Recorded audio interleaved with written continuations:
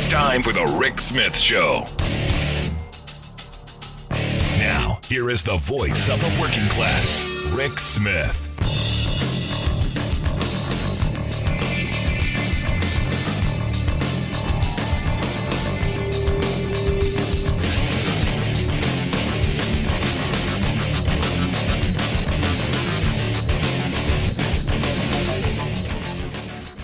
Welcome back to the Rick Smith Show. Now, here is Rick Smith.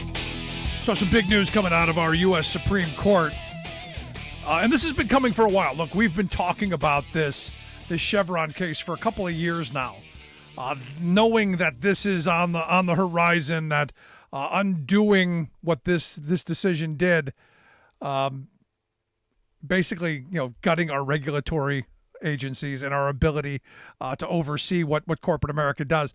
We knew this was coming, and now the Supreme Court has taken it, and one of the liberal justices, so I hate framing it like that, has recused herself because I guess she heard the case at the lower level. So now you're going to have 6 of the conservative justices and Elena Kagan and Sonia Sotomayor. So I don't see positive here. I don't see that this doesn't go the wrong way. But here to explain exactly what this Chevron deference is, what this case is, and what could come out of this, I've asked our good friend Renato Mariotti to come talk with us. Renato's a former federal prosecutor and the host of the incredible podcast, It's Complicated. We'll get links out on social media how you can check out the It's Complicated podcast. Renato, thanks for taking time for us. Sure. How you doing? I'm good. I don't want to get into all the legalese and all the jargon that you guys get yourself all involved in, but this is kind of a big deal because I've been talking about this for a couple of years now with people who are a lot smarter than I am and what this means. This is a big deal, isn't it? It is. It's actually one of the most significant cases I think we've seen in a long time. Obviously, look, there's, when something happens like overturning Roe versus Wade, that grabs a lot of attention, but this is something that could have a massive impact on how our government works. A lot of the work that is done by the federal government, as you know, Rick, is not done by our elected representatives because, let's face it, Congress doesn't get a lot done. But it's actually by regulatory agencies, right? Everything from the FAA to the NLRB to the CDC, all sorts of things that matter to people listening to this program, whether you're in labor and you're concerned about labor relations, or you're concerned about your flights arriving on time, or you're concerned about the safety of the foods that your children eat. That is handled by regulatory agencies. And there's a decision that's been in place since 1984, since I was a little boy, that essentially said that the courts defer to those agencies and how they interpret their own actions, and essentially allows them to put out regulations and have those agencies essentially be deferred to unless there's some clear message by Congress to the contrary. And Rick, Congress doesn't do a lot of bill passing nowadays, or law passing. And so that's given a lot of room for regulation. Of course, right. We all know what the right wing wants to do, which is turn the clock backwards, so to speak. No, and this is one of these things where, look, even if legislators did write the perfect bill, they don't know everything. And a lot of times they don't know anything about the kind of things they're passing. So they can't know. This is deferring to people with knowledge, the experts. And I fear we're in a moment, Renato, where knowledge is hated, where smart people are looked down upon. And this kind of thing will be celebrated, because I'm looking at the social media going, we're free, we're going to be free. And I'm going, what are we free from? Right. It's the same attitude that had people attacking Dr. Fauci and the CDC, right, when they were imposing regulations, has people attacking the SEC when they're trying to regulate the financial markets. It's that same instinct. And it's dangerous because it's married here with a sort of Federalist Society streak of making it harder for government to do anything effective, right? Which is old school conservatism, sort of like the sort of knee-jerk reactionary Fox News anti-woke stuff combined with this right-wing a Federalist Society thing, which what the result's going to be, as you and I know, is that the NLRB isn't going to be able to issue guidance. The SEC is not going to be able to regulate our financial markets. The FDA is going to have more trouble making sure our food and drugs are safe. All the things that we all rely on are going to be harder for those agencies to do. Yeah, but are we surprised by this? I mean, I'm looking at the court now, and they're like, as you pointed out, they're Federalist Society appointees. That's who they came from. A lot of them, still buy into this original intent stuff. So this is ideologically right in their ballpark. If it's not exactly enumerated in the law, then it doesn't exist, and no smart person can ever interpret it, just like you do with the Constitution. There's no interpretation. It has to be written exactly the way it is, or it doesn't exist. It's that kind of black and white thinking that I think not just dangerous in everyday civilization, but in regulatory oversight. Well, people always presume they focused on these sort of high profile hot button issues, but what they don't recognize is when the court changes, the people are focused on things besides courts and judges usually, but what they don't understand is that this is the sort of area, things like this, where who you have in the Supreme Court makes a big difference. Because at the time our nation was founded, there were no regulatory agencies. There was no FTC or FAA or CDC. None of these things existed. That's something that's a creation of a more modern era of our country. And so how and whether you defer to those agencies and how much authority you give them is something that nobody who was thinking back in the 1780s, 1780s, 1790s was not even in part of their imagination. And so there's a lot of latitude for judges and justices to make law, so to speak, through their rulings. And here's an example of something that I think we take for granted. Okay, 1984 is when the Chevron case was decided. You mentioned Chevron at the beginning. That's what this is all about. 1984. Okay, that was I don't know, almost 40 years ago now.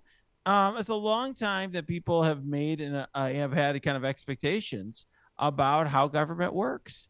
And that may all change because of some Supreme Court justices. No, and I fully expect it to change. Do you have any hope that this doesn't get overturned? No, I think it's just a matter of how and what it looks like. In other words, it's sort of like Roe versus Wade.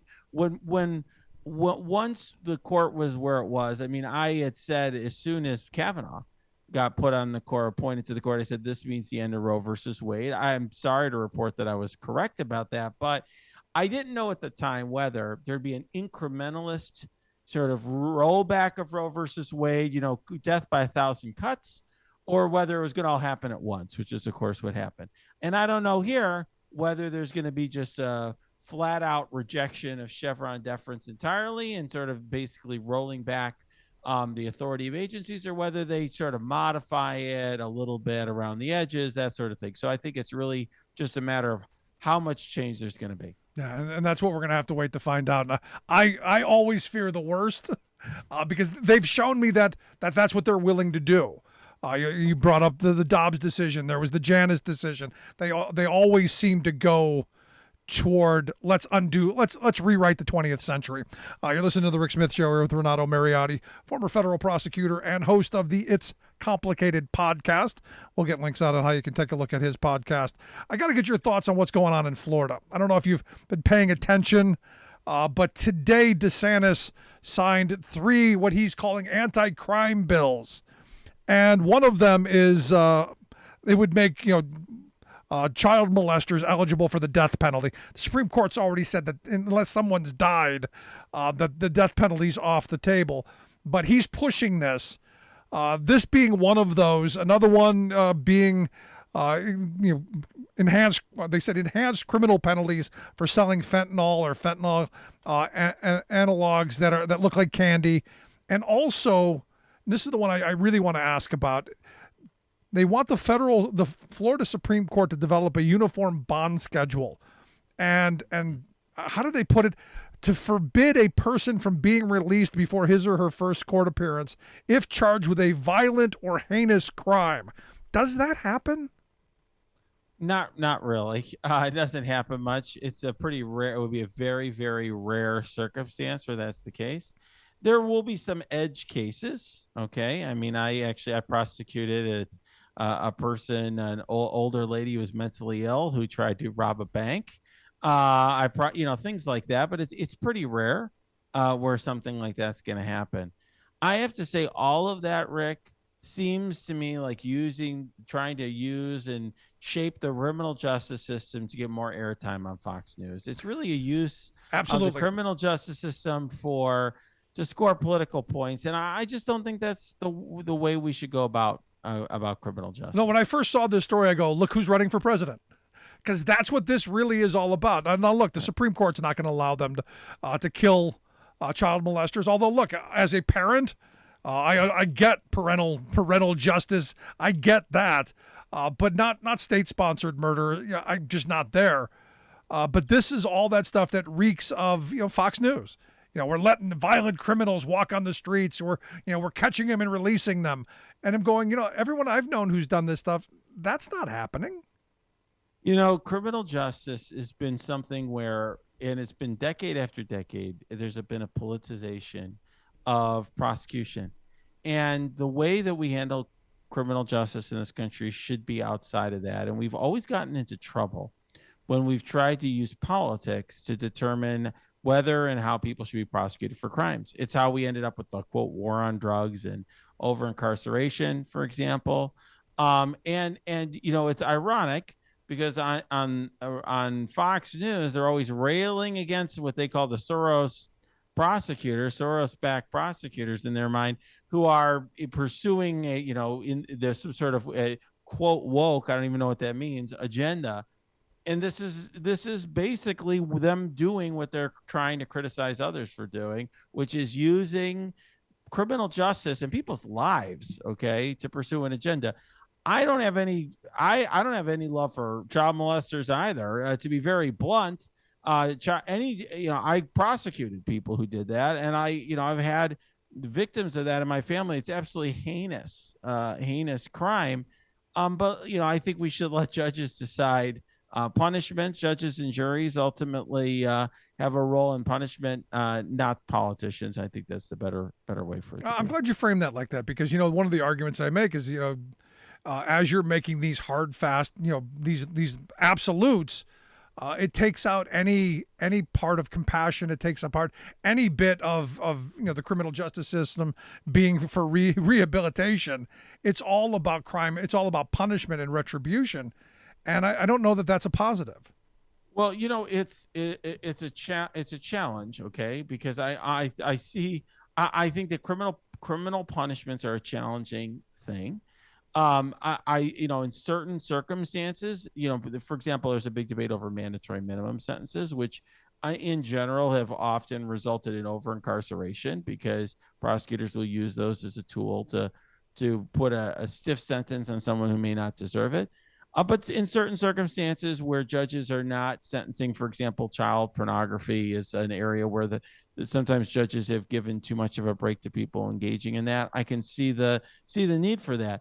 But I will just say that I think that the punishment of someone is one of the most serious decisions that a judge can ever make. And it's best made by a judge who sees the person in front of them, who has all the facts and circumstances, not only about that case, but about the person's life, who they're sentencing. And I don't think it's appropriate for us to be using the lives of people to make political points. It's just too important for that. No, I'm right there with you. But here's the thing: on the other side, this is a big winner on the right with the red hat crowd. Sure. Because it's we're being tough on crime. When you go, I'm sorry, the death penalty doesn't deter crime. Statistics show it doesn't. It's just about we're going to exact retribution. And I'm against the death penalty for one reason, and that's it's permanent. There's no oops, we made a mistake. There's no going back and undoing it. And look, are there people who I think deserve it? Absolutely. Someone touches my kid, there may be some street justice there, but I'm not in favor of a state-sponsored system that does this, and especially using it for political gain like I think DeSantis is doing. Well, I the first prosecutor I ever worked for was Pat Fitzgerald, very famous prosecutor, and he, I think, rather famously made the argument within the Justice Department that his opposition to use of the death penalty by the Justice Department was just the amount of resources it takes. In other words, it takes more resources to prosecute a death penalty case for with all the appeals and everything else than it does far more than it does a sentence of life in prison. And it's just not a good use of prosecutorial resources. Personally, I could see why in certain extreme cases the death penalty might make sense. If Osama bin Laden was caught in U.S. borders, I could understand that. But that's not what we're talking about here. What we're talking about is a politician who sees his poll numbers not where he wants. He's trying to get some free polls, a boost in the polls at the expense of people's lives. And I just think that, like you said, it's a very dangerous thing to be doing. Yeah, for me in this moment, it reeks of opportunism and desperation. I mean, this seems like that last Hail Mary kind of, hey, I need to save my campaign. What can I do to rile the base and get them around to me? And this is it. So I'm curious, do you think this is going to work? Do you think this will revive the DeSantis campaign since he seems to be taking beatings in other arenas? Yeah, I don't see it. I mean, one thing that's happening, by the way, is the Trump campaign spending all the money that they hoodwinked from their supporters. They're spending it against DeSantis years before the race, right? And I think, the reality is DeSantis is trying to have his cake and eat it too. Be on the sidelines, not run for president, while trying to sort of surreptitiously run. It's not working for him. And let's face it, I think the far right wing's pretty captured by Trump right now. No. At this moment, it's Trump's to lose. And we'll see how that plays out. But Renato, as always, I appreciate the insight and your expertise. Thanks so much. Thank you. Our good friend Renato Mariotti. Make sure you check out the podcast. It's complicated. We'll get links out on social media. How you can take a look at that. Gonna take a quick break. Right back with your thoughts. Stick around. You're listening to The Rick Smith Show.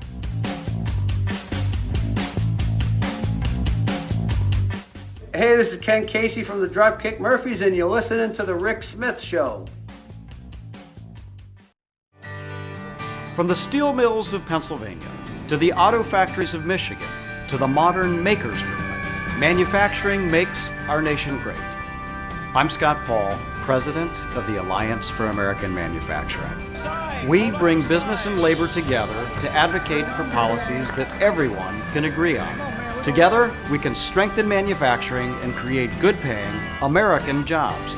Help us keep it made in America. The old factory towns in America's heartland have been taking a beating. Thing is, though, there's a light at the end of the tunnel. Unions are making a comeback. More organizing in the last couple of years than in a long time. And the Biden administration being more supportive of unions than any president since FDR. We're finally turning things around after 40 years of screwing over working people. But will we keep moving in the right direction? That's our choice as Americans. We are AFGE. We support our nation's military and our nation's veterans. We protect our nation's borders and provide services to our nation's seniors across the country and here in Washington, D.C. The American Federation of Government Employees. We work for America. You're listening to The Rick Smith Show, where working people come to talk.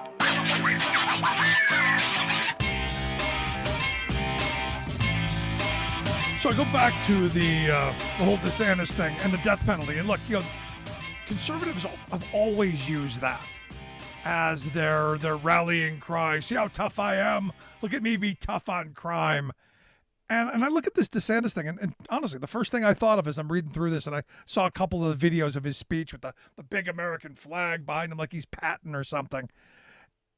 I'm going, tell me you're running for president without telling me you're running for president. This is riling the base up. This is trying to get them, say he's Mr. Law and Order. He'll crush those others. And the problem with a guy like this is eventually you or me or us become the others. How far down this path until it's your kids or mine or us. Between the Buford T. Justices of the world, with the iron fist of the law come down on top of us. Now, as I said, I'm against the idea of the death penalty. There's a bunch of reasons, but the number one is it's not foolproof. We have executed innocent people, and there's no going back on that. And as a working class guy myself, if something were to happen in my life, who knows? I know I don't have the resources to defend myself. And as I think Renato pointed out, it's a matter of resources on the state side as well, because they spend a lot of money, but they don't seem to run out of it as fast as an average working class person. I look at the difference between races in using the death penalty. That's a problem. There's a lot of inequities in the system that you go, I don't know. I'm not there. And I know if it were you or your family, you would be, and this is where I come back to, if it's my kids, I understand vigilante justice. I do. I'm not advocating for it. I'm not suggesting you go do it, but I understand it. That should not be how we run our government. And, I've had these conversations for a very long time on this topic, and my mind has not changed. Also, there is the fact that spending life in jail is no picnic. Ask the insurrectionists. Ask Marjorie Trainwreck Green and Go-Go Gomert and the rest of them who go visit their heroes in jail in Washington how wonderful the jail system is. And this again goes back to that image that people have of these January 6th insurrectionists. They believed jail was like Club Med. You got 3 meals in a cot, and I can watch cable TV, and I can work out all day long, and it's utopia. It's a good thing. Too good. We need bread and water and misery. Well, they're now in jail and going, it wasn't what they thought it was. And look, our media structure, they're falling for it because they were fawning all over DeSantis in his speech, and he got what he wanted out of it. He got a lot of attention. Look at me being presidential. Look at me with the big giant flag behind me and how wonderful I am. And look, and I can make quips, like the old Gipper about how tough we're going to be. Yeah. Our media being our media because it's all about the clicks, man. And speaking about all about the clicks, CNN doing what CNN does. Evidently, they announced that Donald Trump's gonna participate in a town hall next week in New Hampshire. And thanks for ruining my birthday. On May 10th, my birthday, the CNN's gonna have Caitlin Collins, the anchor of CNN This Morning, hosting this town hall, I guess, of Republicans and undeclared voters, they're saying. And all this is going to be is an hour or two of Trump just rambling on about, whatever it is he wants to ramble on. It's like a giant commercial. But they do it because, well, it's about the money. They are now coming around to the Rupert Murdoch. Trump is good for business. Or the Les Moonves. I know he's bad for democracy, but he's good for CBS. He's good for our bottom line. And I keep coming back to how do we break this cycle? Because the outrage that they keep shoveling down our throats keeps us from solving any real problems. The media was all abuzz over DeSantis today. Did we talk about anything that's going to make your life better? Did we talk about anything that's going to help your kids go to college or any of that? See, I believe government is the tool that we use collectively to do the things we can't do individually. We want to educate our children. We want to send them to college. We want to, invest. We want infrastructure. We want military. We want health care. These are things that we should be fighting for. And yet, all we're doing, and thanks to the least among us, we're focused on the show, on the circus, on what's tearing us apart. And it's bread and circus. Or as I say, reality TV and Cheetos. And that's what our politics have turned into. A sad reality TV show. Want to hear your thoughts? Email me, rick@thericksmithshow.com. If you miss any portion of the program, make sure you grab the podcast wherever you get your favorite podcasts. You'll find ours. Right back.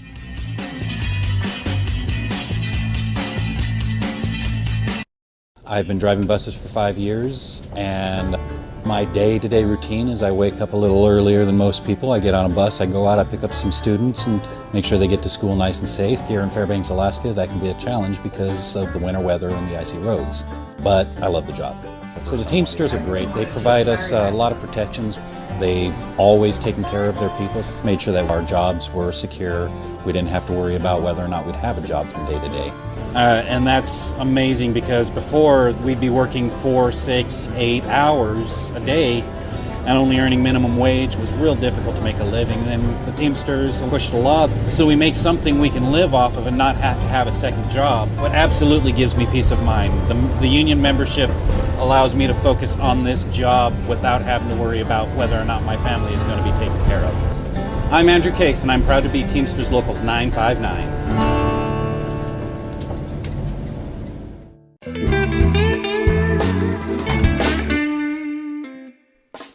Before we close the program, we want to take a moment to thank our viewers and to share a little bit about why we do what we do. At the Rick Smith Show, we believe that media today is almost entirely controlled by corporate greed. So we have now 24-hour news channels. But instead of 24 hours of news, what we get is 1 hour repeated 24 times, and with tons of commercials creating obscene amounts of profits. Information once presented as a public service has now become a private commodity. So when lies make money, lies are what we get. We get a corporate-controlled rage machine feeding us anger and hate, trying to convince us that our problems are right, left, or red, blue, when they are and always have been up, down, the wealthiest 1% versus the rest of us. Our goal is to be an alternative to that machine, not as a news show with a fancy journalist out front, but as a talk show run by a union truck driver and a team of working-class heroes just like you. Everything we do, both what we get right and what we get wrong, is dedicated to advancing the interests of America's working families. No corporate ad buys, no think tanks, no focus groups, no talking points. We are media by working people for working people. Thanks for tuning in. We'll see you back here next time.